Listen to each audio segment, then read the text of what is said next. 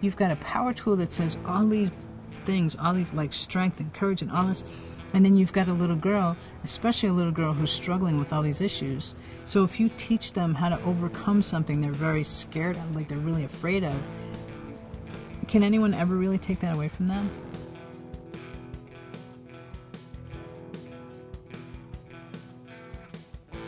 My name is Elaine Hamel, and I am the executive director and founder of an organization called Girls at Work.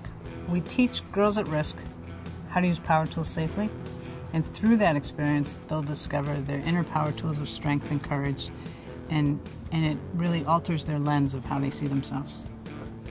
I couldn't take shop in school because I was a girl.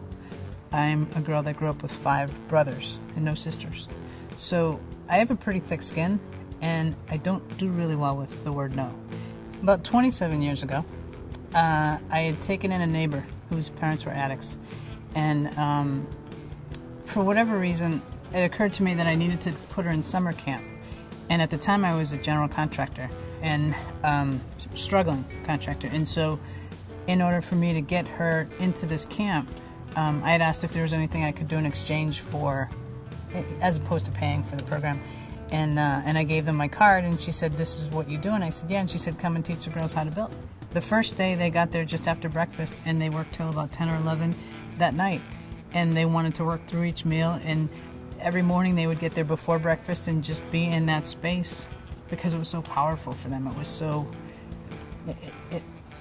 everything about that space said success to these kids. And so it sort of snowballed into, okay, in between jobs I would go to a camp, but then it just got too crazy. I felt like I was letting down more kids than I was helping. So we headed off to different camps all over New England.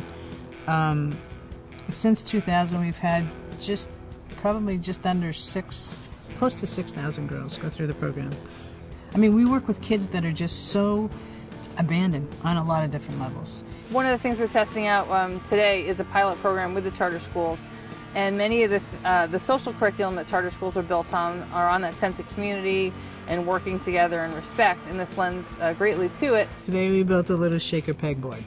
The girls start off with a palm sander, and then we go to a drill press, which the big girl drill, we usually call that, and then so they'll drill a series of holes for their pegs, and then they'll use some glue and a hammer, your basic hammer, and set the pegs in, and then they'll use a cordless drill to set some holes and then drive a few screws in, and then their favorite tool is a branding iron. Well, at first it seems really scary, like, oh God, I have this machine that can hurt me, like what do I do? And then you start to do it and you realize that it's really not as scary as you think it is, and it's really not that complicated. It's actually pretty fun, pretty enjoyable. In the beginning, some girls would be like, they'd go really slow and they wouldn't go down all the way, and then when they did their last hole, they'd go faster, and they were just, you know, standing up straighter and were more confident. And that's really amazing to see. You can see the power that's in that tool go right into this little kid. So these little girls that don't even make eye contact because they're just so detached, at the end of it, they're crazy happy.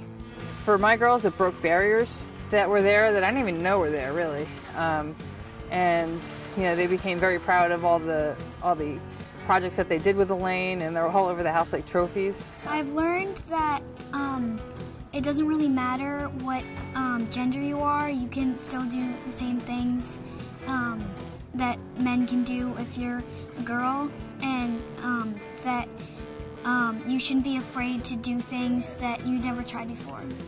A lot of them will say that they feel smarter and they feel stronger and they feel brave, and they didn't know they were so strong. And there's one that I can still see, this little girl, she was 7, when she answered that question, she wrote, "I feel great about me." And so it's their experience, and it's just enabling them to discover what's going on for them that they just had no idea what was in there.